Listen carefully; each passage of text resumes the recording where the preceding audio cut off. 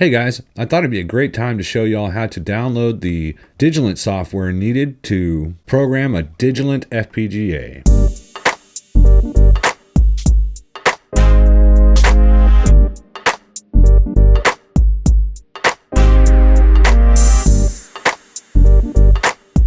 So to upload bit files to the Digilent FPGA, we're going to need to download the Adept software. So we're going to go into our browser and you're going to go to the link that I've provided.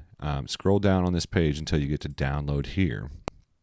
Now, since I'm working in Linux, I'm going to go ahead and download the Runtime Edition All OS's version 2.20.2 download.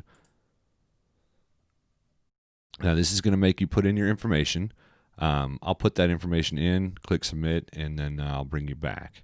So after you enter that information, make sure at this bottom window here with the operating system that you click on the proper operating system for what you're working with. So I'm going to go ahead and save this file. I'm going to minimize this window here. So what we're going to do is go ahead and open that up. We'll go into our downloads folder. We'll find this Digilent Adept runtime. And we're going to open this tar.gz and we're going to extract it to another place. I'm just going to leave it in my downloads for now. Go ahead and extract. Show the files. We made sure that it was extracted. We know that it's in this folder here. So what I'm going to do is go into my terminal. I'm going to close this. I'm going to open up a new terminal since I have ISC running. I'm going to minimize this guy. Then I'm going to search down into my files. First, we're going to go to our downloads, change directory or CD downloads.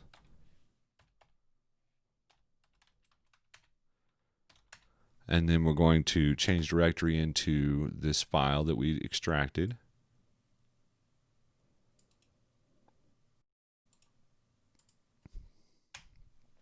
Then we'll use ls to look at the files in the folder. We see that we have this install.sh. We're just going to go ahead and give that permission to run. So let's go chmod +x and then that file name. And then we're going to hit enter. That'll make it runnable. We can tell so by typing ls. And now what we can do is // and then the install name.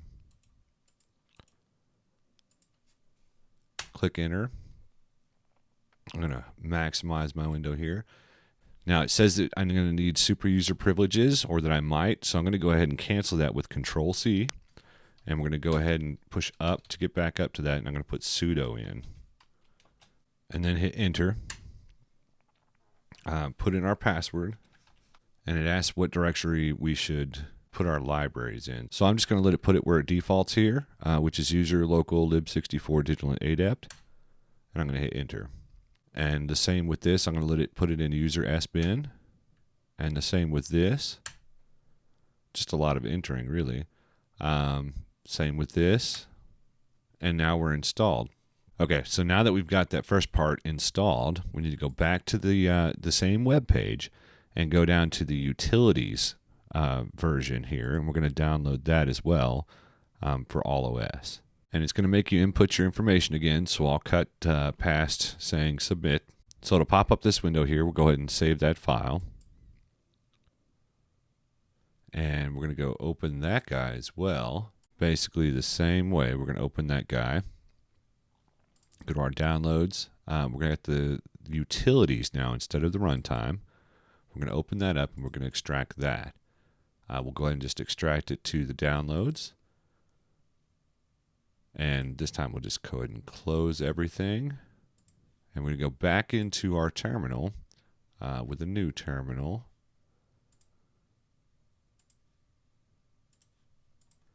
And we're going to navigate to that file. So CD downloads.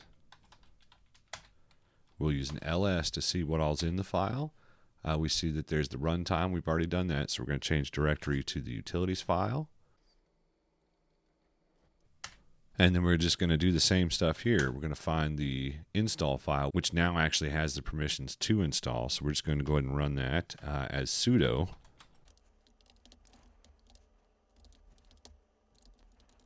And we'll go ahead and use the defaults for all of these as well.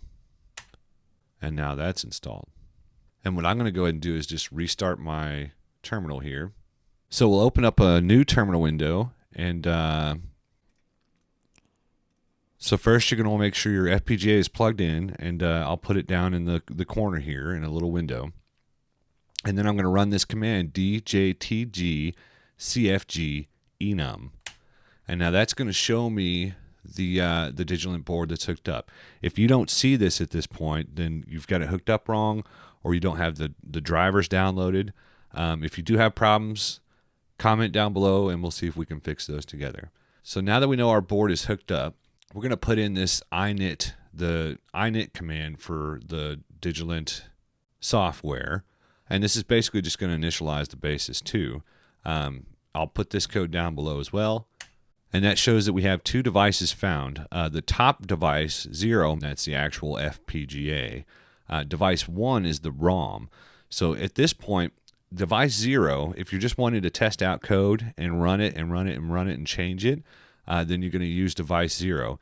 If you want to run actual code on the FPGA without it being hooked up to the computer, then you're going to want to use device 1.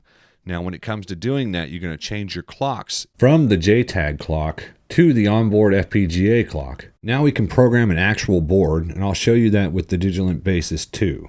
So we're using that same first DJTG CFG, and then a space and prog for programming, then a space -D, that's for device. So after that you put in the device name, which we found up there under enum, which is basis 2, then a -I to say which interface or which device on this board that you're going to actually program. We're going to program 0, which is the actual FPGA, then a -F for the actual file that you're going to want to program, and then the name of the file. And then what I'm going to do is go ahead and program the board, and if you'll watch the board, when it's done programming, we'll get a blink on there. And it's as easy as that, guys. If you have problems, please comment down below. Don't forget to like and subscribe to see more videos. Have a great day, and don't forget to love well.